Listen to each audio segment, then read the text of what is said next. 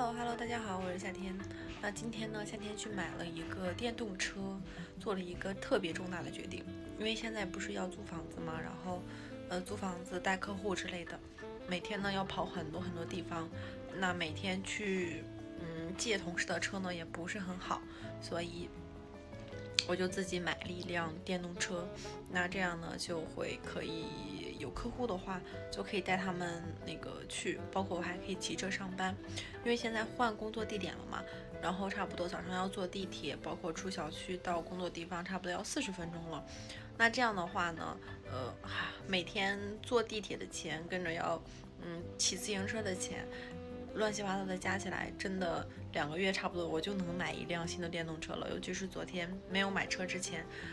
来回的跑很多个地铁，那上一次就3块，所以真的特别的不划算。那后来想了想呢，就买了一辆电动车。那刚买完电动车就下超大的暴雨，然后回到家之后呢，就浑身都湿透了。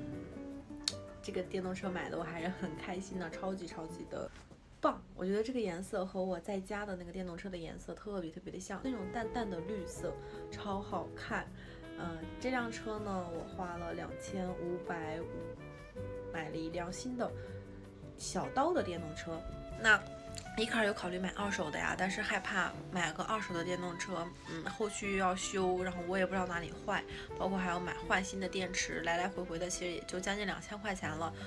那这个电动车呢，虽然稍微贵一点，但后续的话呢，2年之内维修呢都是免费的，所以我觉得这个售后还蛮好的。然后1年之内电池如果出了问题的话，也会给换新的。